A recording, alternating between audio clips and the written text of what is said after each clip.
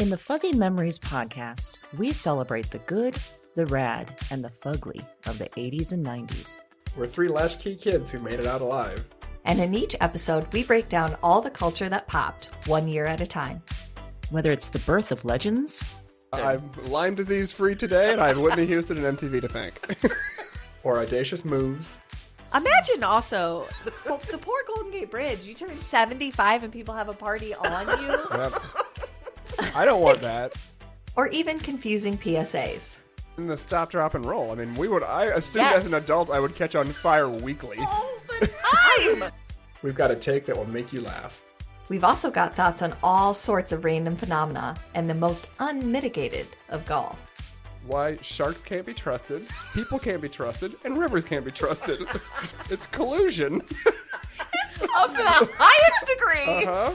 You were counseling me to start my remarks with, first of all, bitch. Everyone in that room would have snapped to attention. It's going to be basically coffee lids, shark revenge, and then maybe like Matt Getz.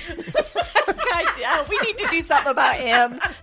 Join us every other Wednesday to celebrate the hits, the misses, and the misfits of the weirdest decades. If I could tell my 14-year-old self from 1990 that I would be eating in a Cheesecake Factory in Beverly Hills, I'd be like, we did it. We did it, Joe. We did it. Listen and subscribe to Fuzzy Memories on Apple Podcasts, Spotify, and your favorite podcast platform.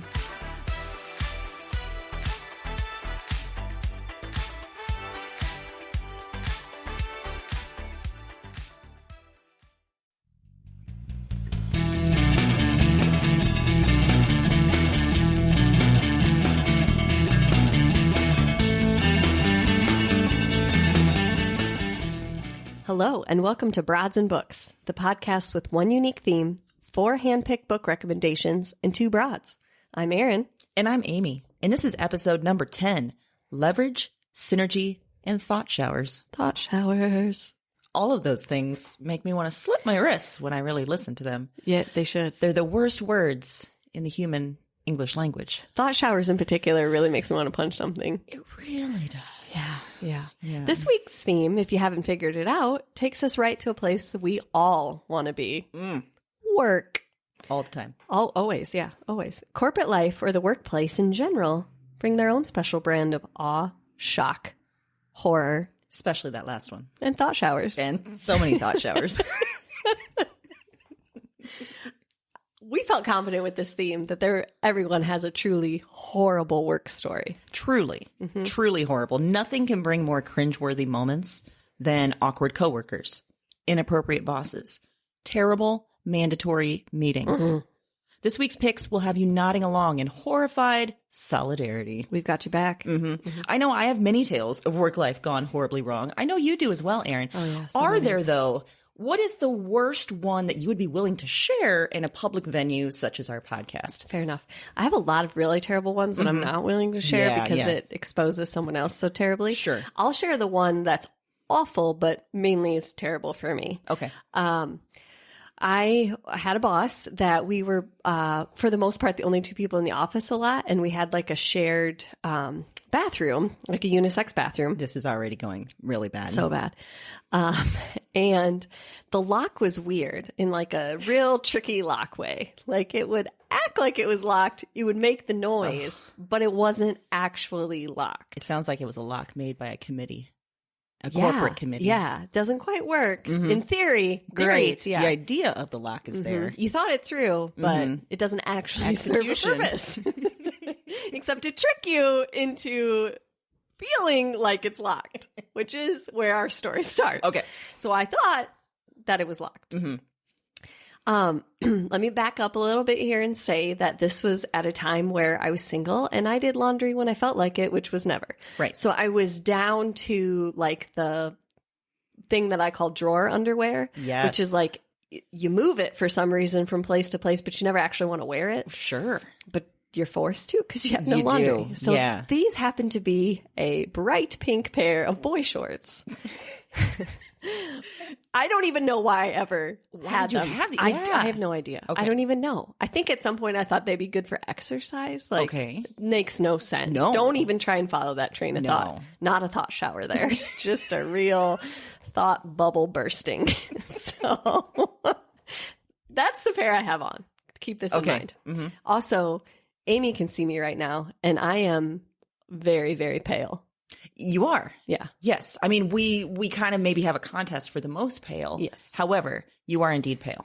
I'm basically translucent. Yes. Like, no problem finding my veins because you can just see it. Me neither. Through the skin. Yeah. Exactly. So that paired with bright pink underwear is not like those real white pale thighs. It's just, woo, that's everybody's dream. So I'm going to the bathroom. I guess the good part of the story is that I have my underwear up, but not my pants when my boss walks in because the door wasn't locked. So, and we both have that awkward moment where we make eye contact and neither of us moves because we're both so horrified. And you're going through all the possible like futures, like Doctor Strange and the Avengers. Like, you know, you Yeah. can't quite figure out how to get out of there. No, and I just stood there. I didn't even attempt to finish pulling up my pants. I'm just standing there in bright pink boy shorts with my pale legs, and he's just standing there. So eventually he comes to his senses like, oh, I'm so sorry. And I'm like, it's the lock. And we do that weird, thing. So Mutual horror. Yeah. Right. So I have to finish. And I'm like, how am I going to go back out there? Like, hopefully he had the good sense to go back to his office. What if he's standing in the hallway? Like, I don't know what's going to happen outside this door. And then whenever he sees you, he's just going to see bright pink boxer Right. shorts. Right. But because I'm me, I had to make it more awkward. Oh, wonderful. And when I went out there, he was by his office, clearly had to use the bathroom, coming that way. And he's like, I don't know who's more embarrassed, me or you, which was his way of trying to break the ice, to which I responded for no good reason. Obviously you. Which is aggressive, inappropriate, and horrifying all at the same time. Wow. And then I left for the day. My work here is done. And like 2 days later, I got an email from him that said that someone was coming to the office to fix the bathroom door.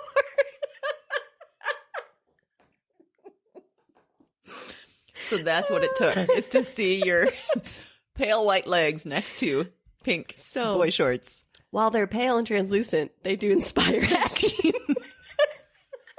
You were able to leverage your white skin Yes. in order to get that. In order to get some synergy on the lock.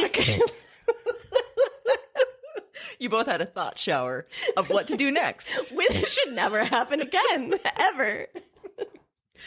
Oh dear. That's a real good one. I don't think I can top this, but there was like, we were talking about inappropriate bosses. Yeah. So I used to work in a few advertising agencies. So let that, sort of cycle through for a minute. yeah. Think of all the cliches about ad agencies. A lot of them are true. There was liquor flowing a lot at this place. Yes. But one of the moments seared in my head that I don't mind sharing, because there's many others I don't want to share. Yeah. Like you said. Yeah. We're all in a meeting. We have suffered, and by suffered, I mean the boss has inflicted layoffs upon the company. I am the only copywriter left. Oh, no. And in this meeting, our boss has all of us assembled, me, the one like graphic designer left, a few account people left, and he's talking about the brand that we are writing for, or that we are creating an ad for. And he says, I just don't think women should be writing for this brand. I'm like, cool. Well, 1, I'm your only writer left. 2, I'm a woman. 3, cool. Thank you. How are you supposed to respond to that? What am I okay, so all I had I this did- week off? Right, then, or- right. There was no good response to that. And all I did was just sit in my rage, in this pool of building rage. And I didn't say a damn thing. And I think that's why this moment haunts me to today. Yeah.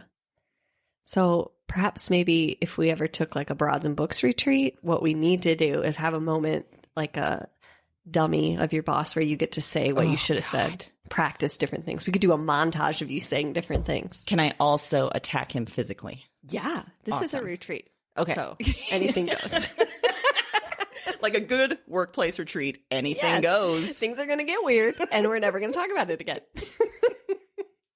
All right, so I know today in our picks we talk a lot about the negative aspects Yes. of work. There are many, especially in corporate sure. America. But we started thinking, like, if you ran a company, Erin, and you got to make all the decisions about the Everyone. workplace vibe, like just let that power sit with you. We know you like power. Yes. What are the 3 things you would insist on having? Okay. These all have to do with everyone's individual office. So, Okay. first of all, if I ran the company, there would be walls. There'd be no cubicles. We'd all have our own space because I think that's Excellent. important. Yes. Just even on a communication level, it's a misnomer that cubicles are going to help facilitate communication. No. So I would have everyone in their own office, but then the 3 things that I would insist is 1, everybody has their own Keurig because frankly, no one in an office setting can make a good pot of coffee Very collectively. true. Something about that. Yeah. Yeah. It's just impossible. No. It's like the sadness and the frustration of work seeds into the coffee. Yes. And then it sits there too long and then you feel guilty, like, I don't really want that. No. And it always seems to be the place that you get stuck in a weird conversation. For sure. So if I want another cup of coffee, I don't want to have to sacrifice my time to get it. So really, it's an efficiency thing at this point. I like this. Now, because I prefer a liquid-based creamer in my coffee, brings me to number 2, Okay. which is everyone's going to have a mini fridge. Okay. Serves 2 purposes. Keep your own damn creamer. Yeah. And second of all, no one's lunch is getting messed with because that's a thing. It sure is. I don't know why. I Somehow don't know all why. the rules go away when you open a communal fridge. It's bizarre. Yeah. So then if your fridge stinks, we know that it's you. Ooh. If You you left have the rotten the salad. broccoli stink, Yeah.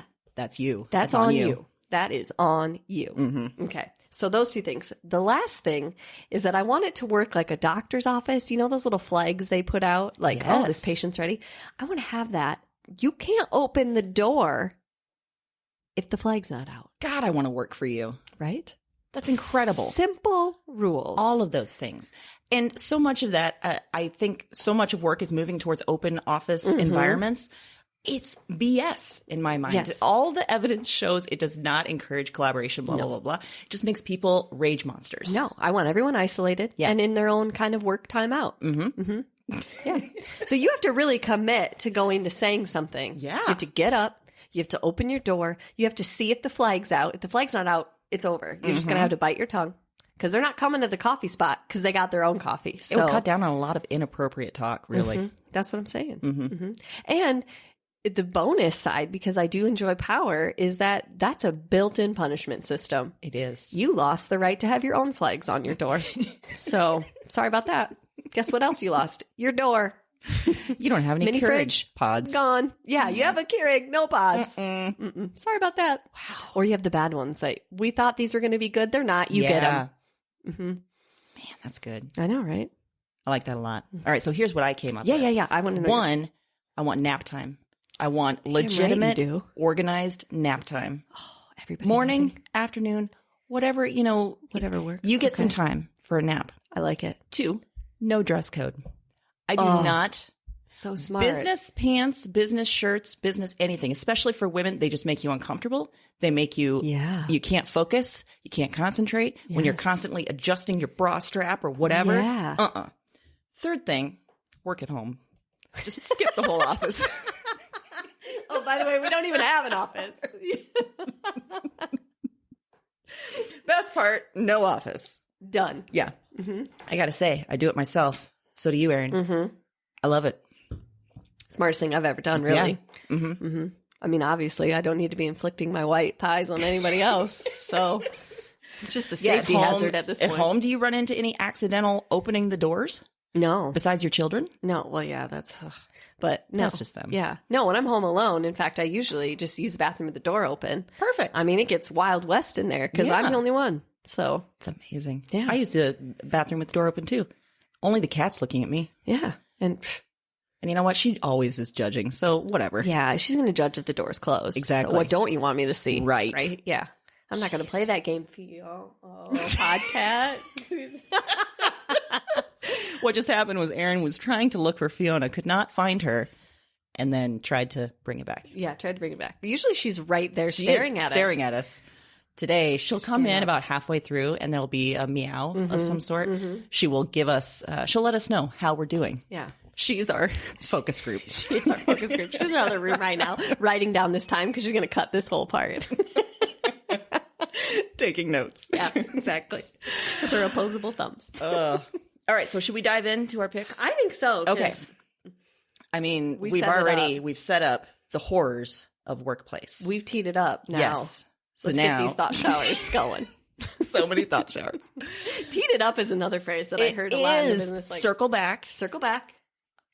What I'm going to else? run this up the flagpole. Run it up the flagpole. I hear a lot of nouns turned into verbs like actioning or my favorite is That's barfy. planful. Planful. What? Let's be more planful about this. No, let's not, because that's not a word. Planful. You Yeah. can't just make up your own words. Right. Oh, that's so frustrating. That would infuriate me. Yeah. I would have to take a personal day. I hear that on a conference line and I have a bit of rage. I can imagine. Wow, this is Yeah. getting more clear what you need at our workplace retreat. All right, so our fiction picks. Yes, what do you My have for us? first fiction pick is a book called Severance by Ling Ma. This was published in 2018. So the story is this. Candace is a young professional in a sort of publishing industry. She's a Manhattan office drone. She's doing production work on Bibles. The newest product is a teen-targeted gemstone Bible that comes with its own gemstone for all the hip teens out there reading the Bible. She's working hard in a crappy office, doing crappy work, but it's routine. She likes that. Then a zombie-like flu starts spreading. It affects the city of Shenzhen in China, where she visits to check on the Bible's progress, this gemstone Bible. She also discovers the plant's slowly killing its workers. So great. Oh, wonderful. Yeah, so she goes back and this so-called Shen fever starts spreading around the world and into New York City. Her company, like a true capitalist corporation, knows it needs to do something about all the workers getting sick and dying, but business must go on. Sure. Yeah. Any cost. So they offer Candace a deal. Stay for a year to sort of back clean up, and she gets a huge severance package. So she stays as Manhattan starts slowly clearing out. Everyone's dying. The trains are grinding to a halt. People are leaving if they're not dead. This chaos of New York becomes quiet, and she's alone in this office. But she is working towards this severance package. Interlaced with this story is a slightly future set story where she's actually left. And she's hooked up with a group of surviving walkers. And it's kind of a take on The Walking Dead. But the best part is there's an IT worker and middle manager with this chip on his shoulder who takes control. And he starts leading them towards this supposed Shangri-La in Chicago. Spoiler, this corporate drone may not have all the answers. So theme-wise, as far as why it fits in, it's this wonderful corporate work send-up. It's kind of a satire. It's literally the end of the world.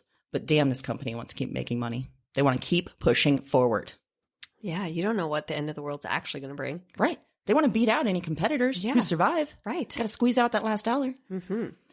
More of why it's a good read. One of the ways you can tell if someone's infected, they start acting like a drone. They're just doing the same routines all day That's long. hilarious. Yeah. It's funny. It's heartrending. It's modern. It's universal. And 2 fun facts. One, I saw a panel at AWP with Ling Ma. She was a delight. Just funny, thoughtful. And then I read an interview with her. This is the second fun fact, with the Chicago Review of Books. And she wrote this when she was downsized and she was living on a severance package. Oh my gosh, that's amazing. What a great tie-in. I know. I love that idea that she's sitting there. She's been, laid off. She's thinking about her life. And this is the story that comes out. Roll it into something great. It's fantastic. I highly recommend it. It's a really, like I said, it's kind of funny. It's heartbreaking. It's all sorts of things. It sounds amazing. Yeah. It's actually, I was on my to-read list prior to this, but now it's moving right up to the top. Well, guess what? I'm going to run it up the flagpole. I have it right here. Boom. Book transfer. Thank you. It's in your hands. I don't know why I felt like I should sing-song that, but there it is. There it is. Won't be the last time.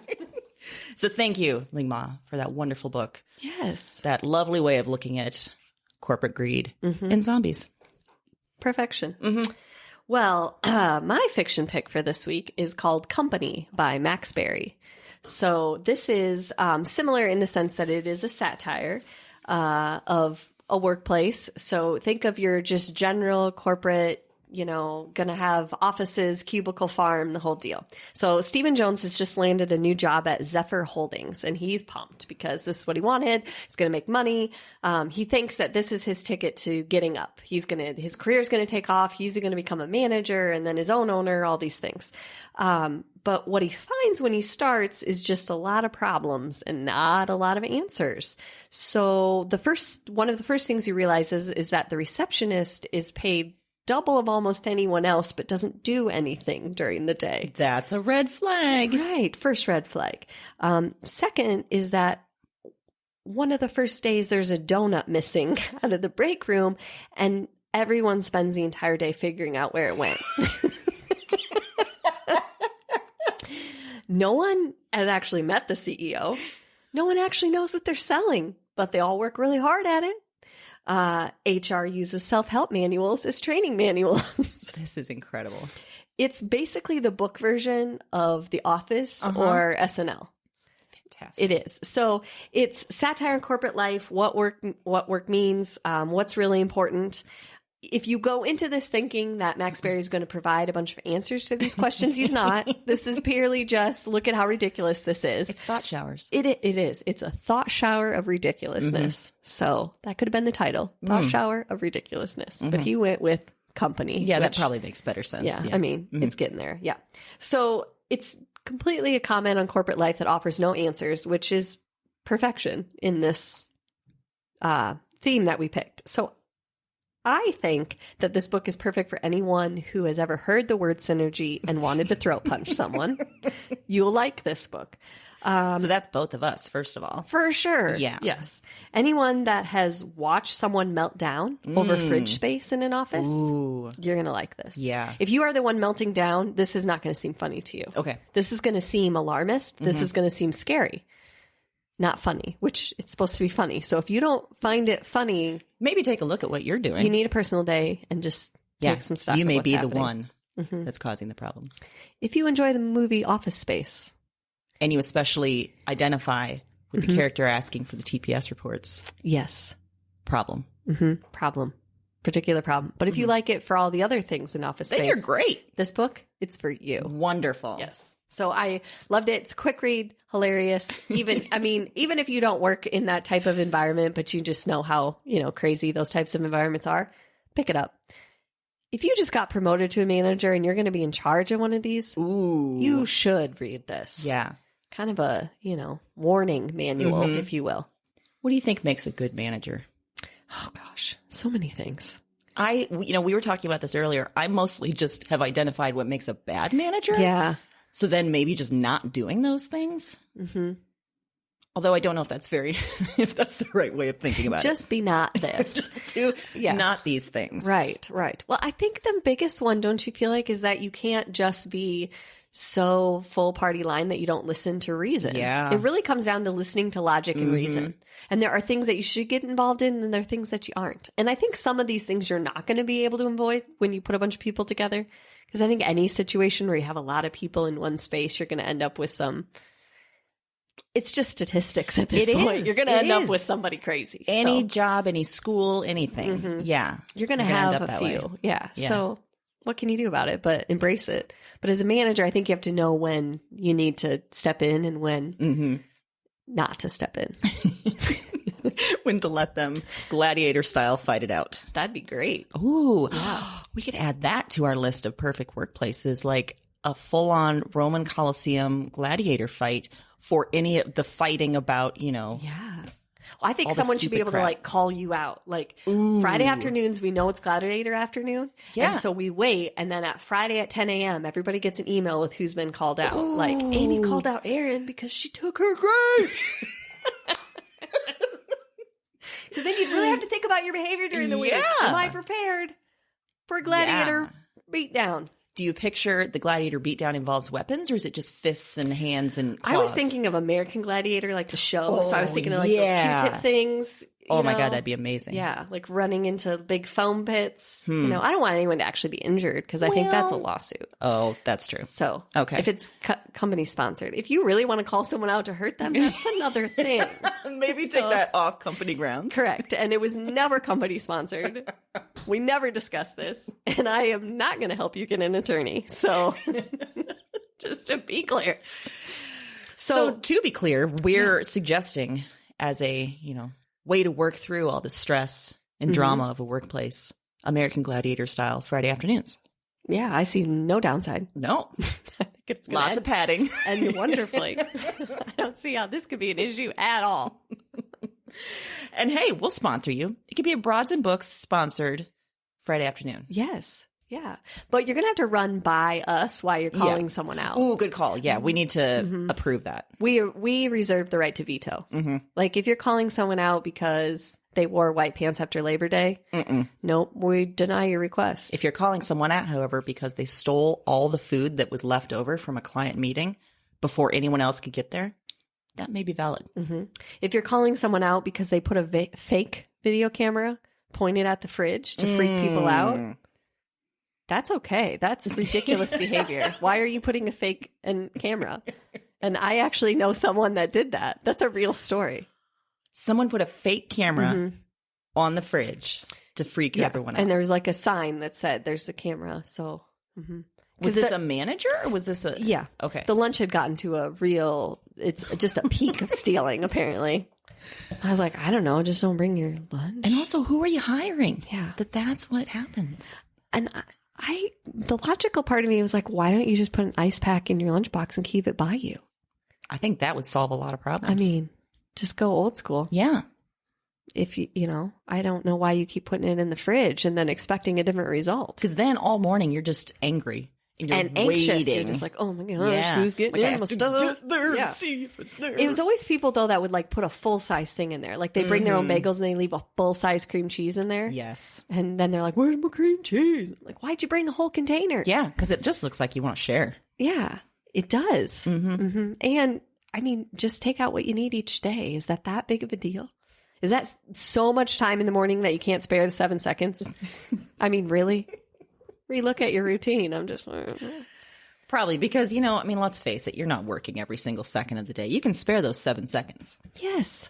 What else are you going to do? Right. Yeah. Play honestly. games on your phone? Or, I don't know, if you really want to have your own cream cheese in there, bring a share one. Right? This one's mine. This one's for sharing. Back off. Everyone would be happy with that. That's just nice. And then if someone dips into the back off thing... Now we've got to American call Gladiator. out. Call out. That is ridiculous behavior. I want each of them then to have their own names. Like everyone had their names, like Star, Nitro. Yeah, exactly. For sure. We get to name them, though. Yes, if we're we do. sponsoring it, we're Yes, naming we do. them. Yeah. Oh, I can't wait. It seems like every episode we come up with one of these wonderful thought showers. Fantastic business deals all around. Really? It's amazing that we aren't just huge corporate CEOs by now. Really. I mean... I see it's in our future. I do too. We're going to be revolutionizing the work world. I'm game. Cool. Needs a revolution. Every good revolution needs a leader. Speaking of revolutions, oh my God, I'm tying in to my next pick. What? It's like we planned that transition. Oh, and we didn't. We all know we didn't. Magic. There's no way we could have planned Anyone that. listening can hear we did not plan that. All right. For the other genres, some sort of nonfiction, I picked an article, actually. Get this. Look at you, fancy pants. It's called I Was a Playboy Bunny by Gloria Steinem, written in 1963. What? How did I never know that? Check this out. So it's been found multiple places, including her book. Right here. Oh. I'm leaning down. Outrageous Acts and Everyday Rebellions by Gloria Steinem. So here's the story. Gloria is working for a New York magazine in 1962-63. She sees an ad for Playboy bunnies promising glamour, money, and celebrity. She poses as a woman named Marie, interviews, gets the job, and becomes a Playboy bunny for a couple weeks. Now, if you're not familiar with the Playboy bunny situation, So Playboy was a series of clubs, as well as the magazine owned by Hugh Hefner. And these were men-only clubs, kind of high roller type clubs, or at least pretending you're high roller type clubs. And they featured hot girls in bunny costumes as waitresses. It's basically the blueprint for Hooters, Twin Peaks, all of the breast type restaurants. Right. So this article, it's a fascinating look behind the curtain for what sort of claimed to be this sort of empowering job for women, you know, like money, celebrity, blah, blah, blah, blah. So probably to no surprise, she shows it's all a big scam. What? The women get paid. What? Wait, record scratch. Are you kidding me? The women get paid very little to put up with a lot of demeaning shit from the men in the clubs. Surprise. Yeah, that's shocking. They are constantly charged demerits and costs for sneezing and popping a zipper. Oops, you got to pay to fix that on your costume. For heels that are less than 3 inches tall. Oh, you got 5 demerits. That comes out of your paycheck. Their costume, which they have to pay for repeatedly, is like 3 sizes too small. So it's physically debilitating. They're even forced to have a pelvic exam and pap smear as part of the interview process. Yeah.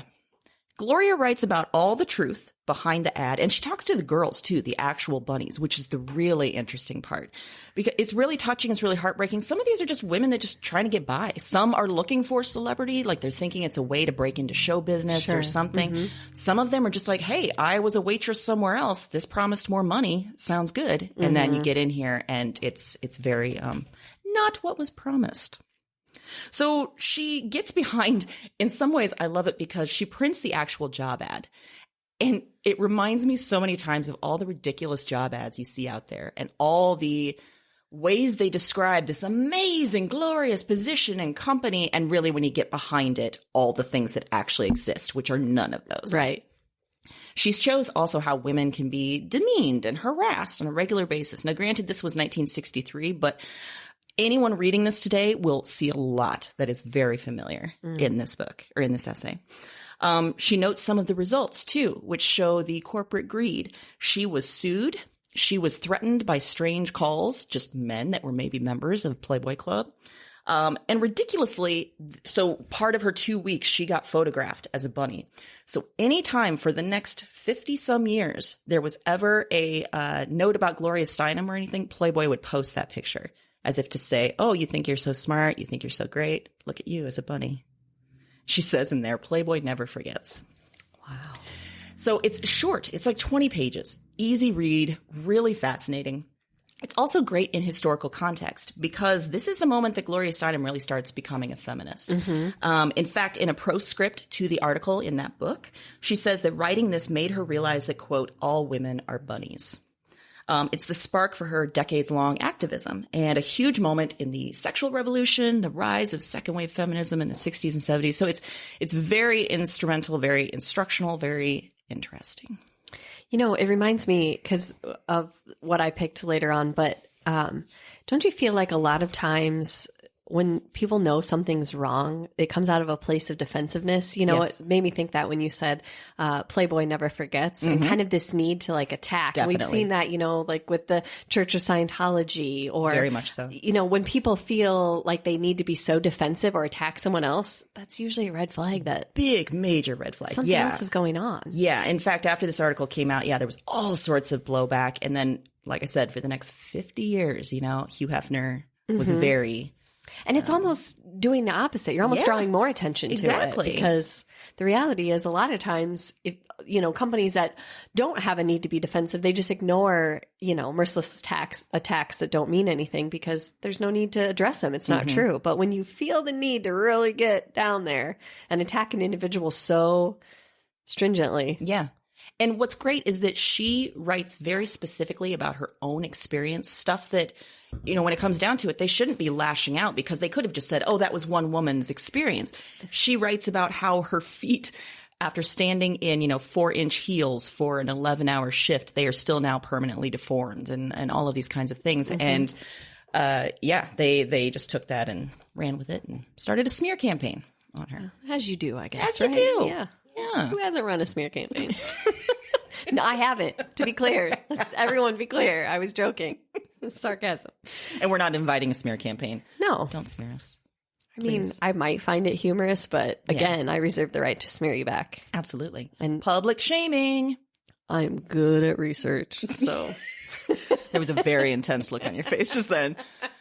So anyone thinking about messing with Erin, don't do it. It was really scary. Yeah. Yeah, that's what I was going for. Mhm. So, point taken. Yeah. Okay, I cede the floor now. Your turn. So, my nonfiction pick this week is a book that I can't stop talking about. And if you spend any time with me right now off this podcast, you'll know that I am obsessed with this story and I won't let it go. It is called Bad Blood by John Carreyrou.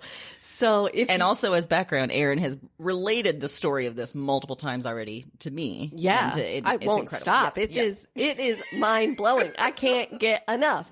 So John Carreyrou is a Wall Street Journal journalist. So that's where his background, he's an investigative journalist. But before we get into why he wrote this book, the background is about this company called Theranos, who is or was run by a young female named Elizabeth Holmes.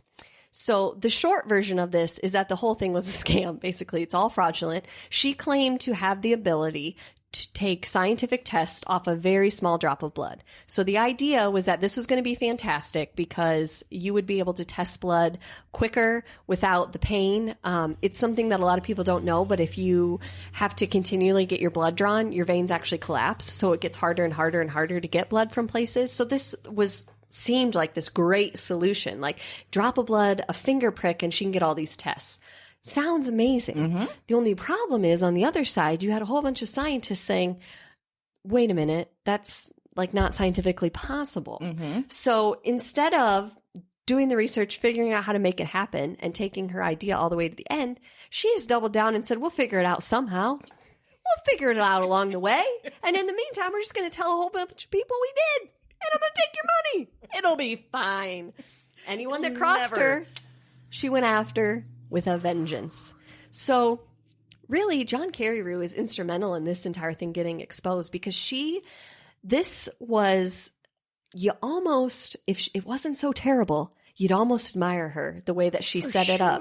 She, from top down, she made sure that her board consisted of people that no one would question because their political reputations, I mean, we're talking about Henry Kissinger, George Shultz, I mean, people that were big in politics, big in decisions. Which, first of all, why are they on a science-based company board? But yeah. Because she convinced them to be investors. Mm-hmm. And so now, of course, when money's involved, somebody says, well, this can't be wrong because I gave her a lot of money, so it better be right. So now we've got a pride and ego issue on top of it. But so she gets all these people, and anytime anyone asks a question, they get fired, they get harassed, they get spied on because she's going to make sure that no one's going to bring this down.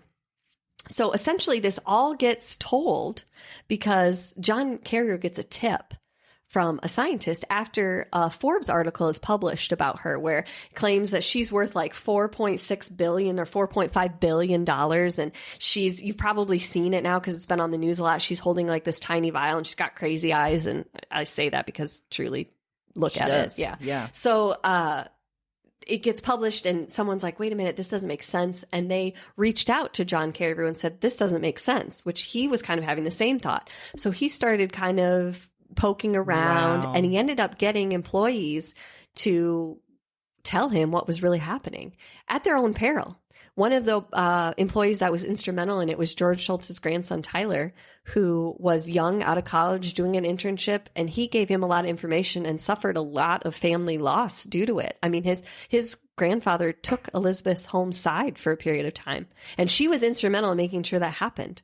It was, oh my God. Yeah, it's unbelievable when you understand the lengths that she went to. And that's what this book really gets into is from beginning to end where it started. It really, truly gives the whole story, but it gives it in a way that it's almost like you're reading a thriller.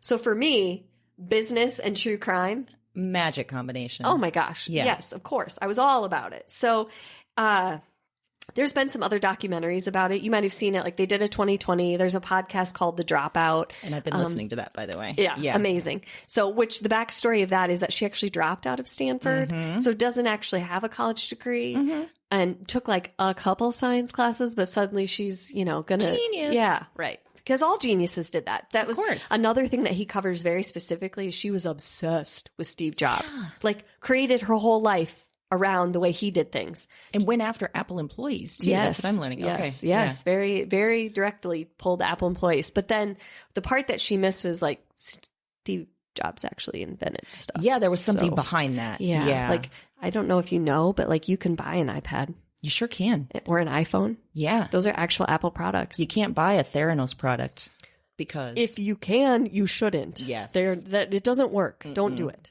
Do not do it. So, beginning to end, this book is amazing. The documentary, I watched a documentary on HBO called The Inventor. It's also great, but truly out of everything that I've seen, his book is the most comprehensive. It's going to answer. So I felt like some of the documentaries, a 2020 episode, that type of thing, left you with some questions like, wait a minute, what about this? Because they can only cover so much. Sure. And he covers everything. So Wow. if you're interested at all, or if you've seen one of those, you got to That's a read good this. one. It is fantastic. Yeah, it's bananas, really, is what it is. You cannot even believe that she's walking around. She's facing criminal charges now.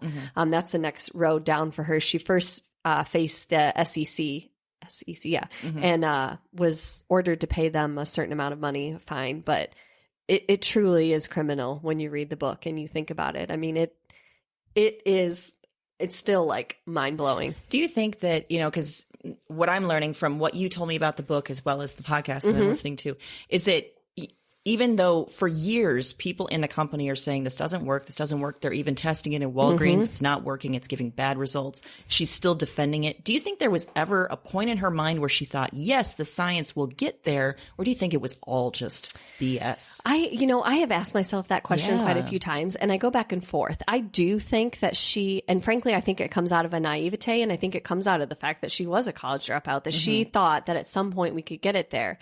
She thought that people just weren't working hard enough to get the science there.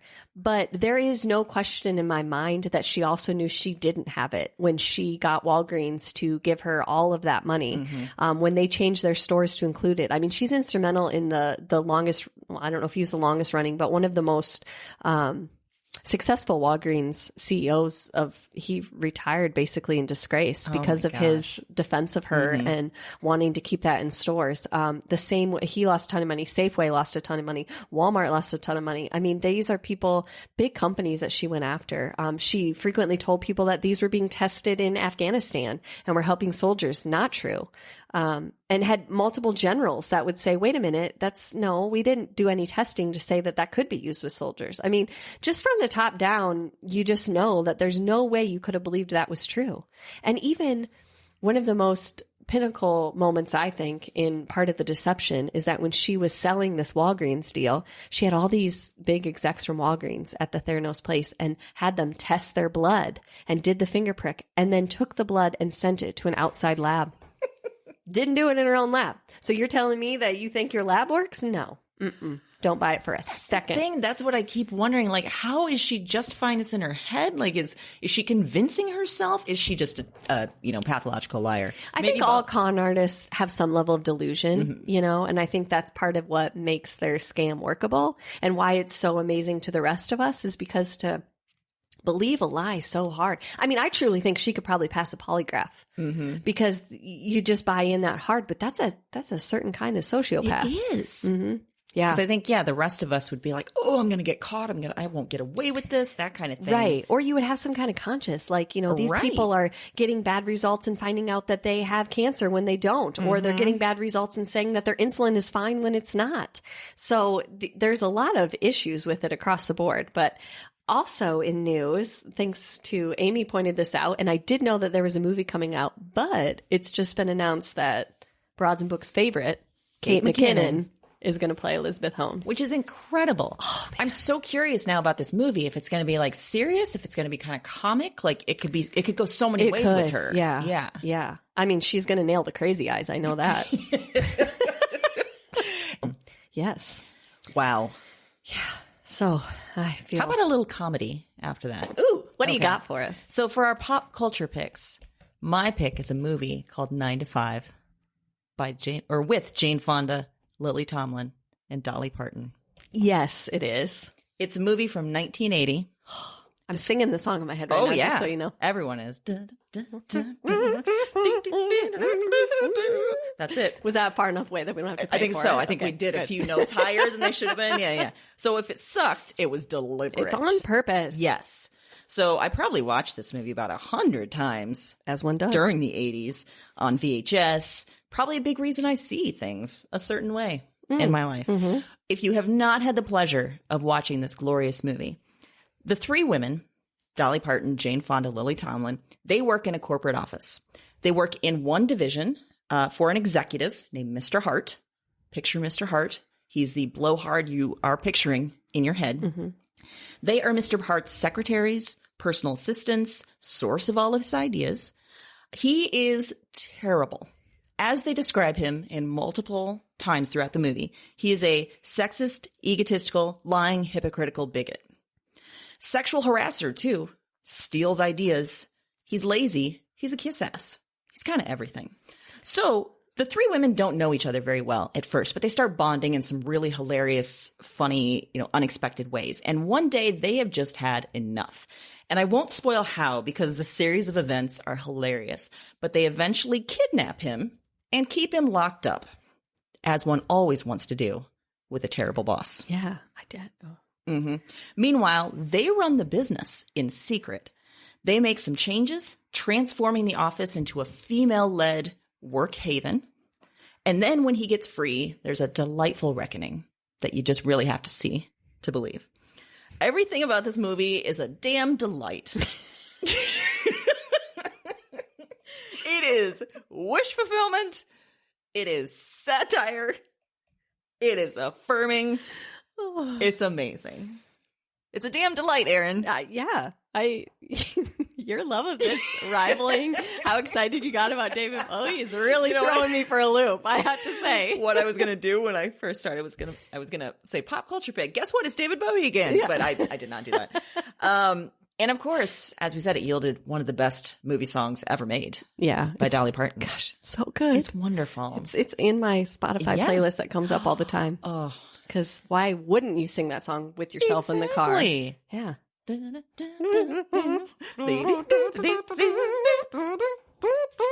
Yeah. it. Okay. Oh, that was Mouth so trumpet good. for you people. I love it. Oh my gosh. That's another part podcast's going to cut. Podcasts, like seriously. Oh my gosh. No. These two think they're hilarious. We are podcast. Yeah. We are. Yeah. All right. Debbie Downer. What do you got, Erin? Side note, I'm going to change Debbie Downer to David Downer. Because why is it got to be a lady? Yeah. It's David Downer. I like that a lot. Yeah. Yeah. I was going to say something else, but I won't. Okay. Because, Anyway, things that you're side willing note. to admit and things that you're not about your work environment. Perfect. So my other pick is a podcast. It is called Business Wars. Ooh. And it's produced by Wondery. It's hosted by David Brown.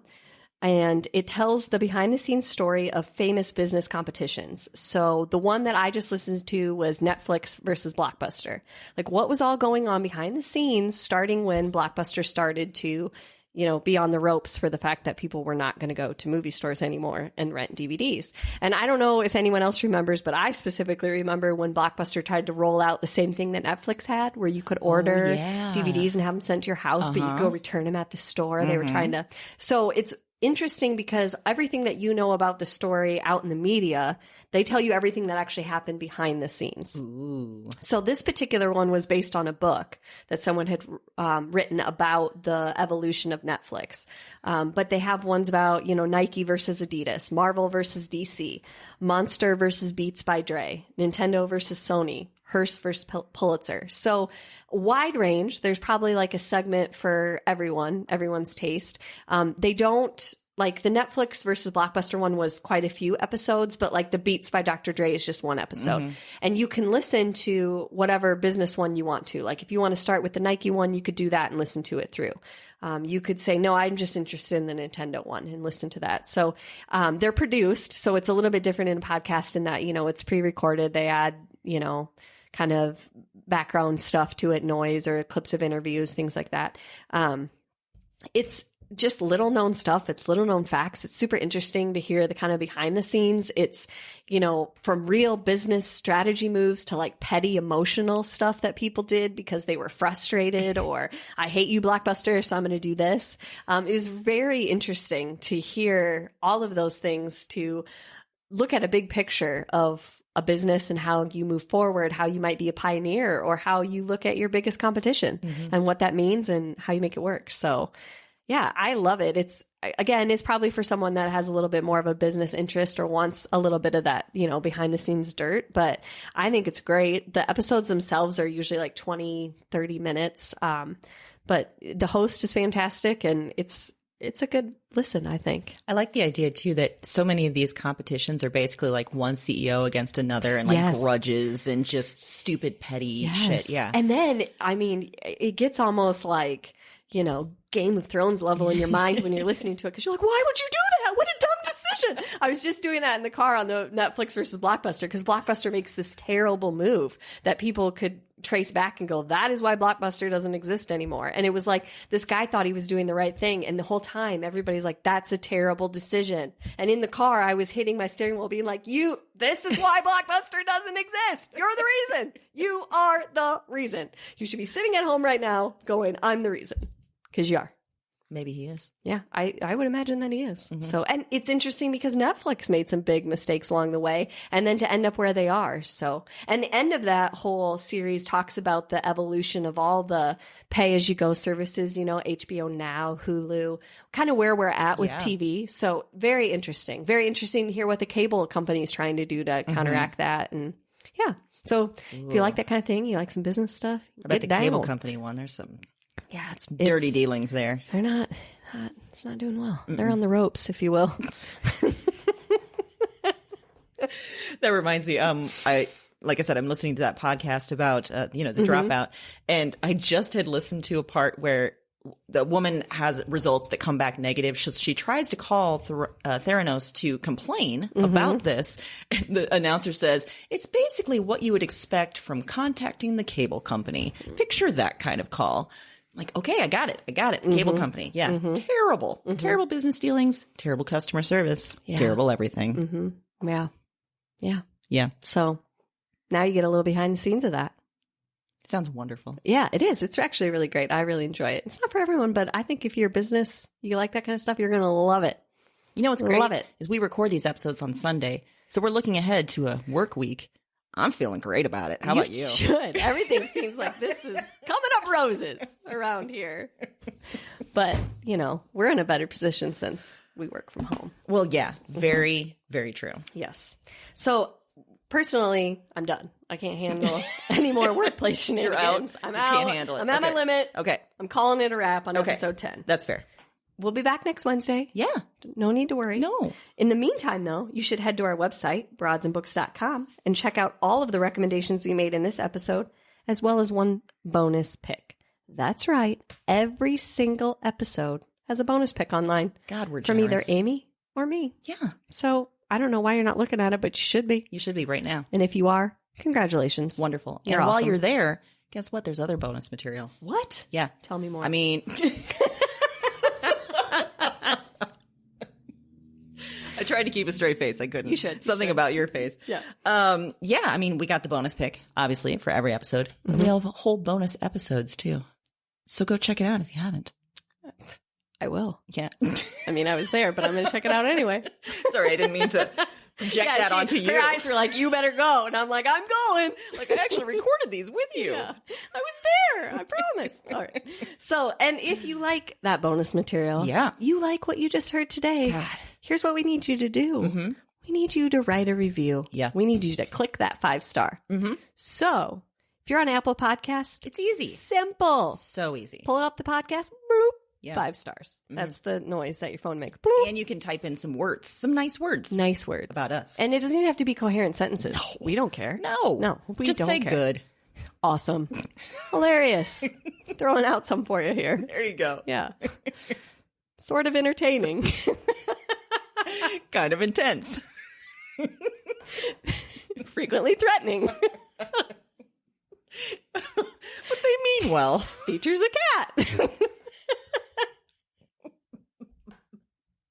Still not sure what they're selling.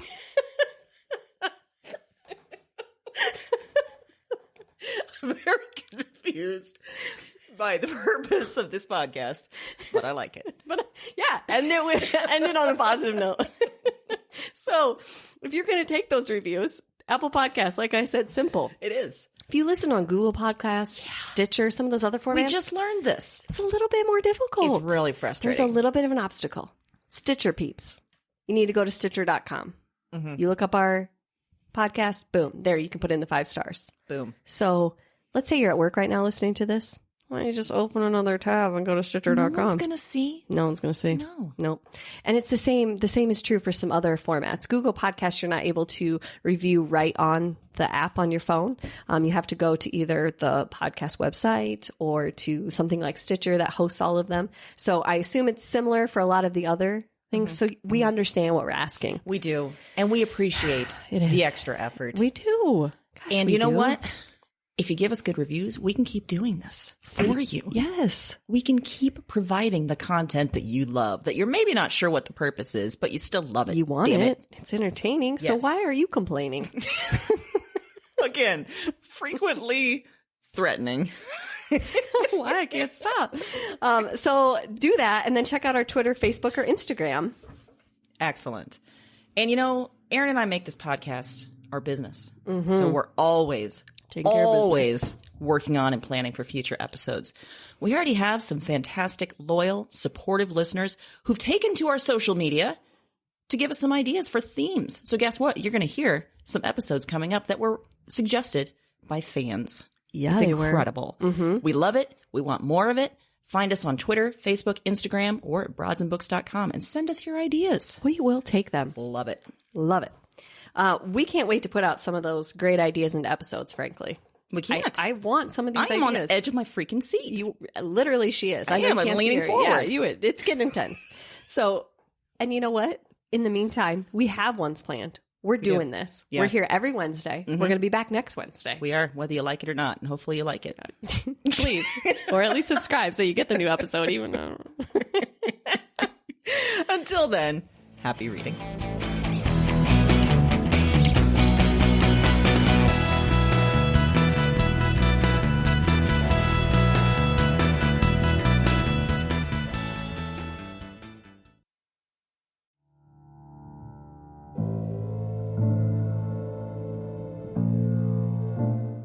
I'm up again. Same night, another dream. Before trying this recording thing, I didn't remember much of anything of these dreams. I didn't remember much from any of the women. And one night of doing this, and it's broken things open. The dreams they're in me, and they're coming out of me, and To me, I am not broken. I am the most whole, most real. cause their despair. I wait for the word. Witch. Look at the mad woman in her cage. She was a woman with holes inside her. That was the heaviest factor, the final evidence, the heart of the issue. Somehow, you understand this. You hear me. Wherever you are, whatever this is, you... This isn't a dream journal anymore. It's not. It's just fact. Because now this is some sort of record. What are these dreams? Maybe there's a better question. Who are these women?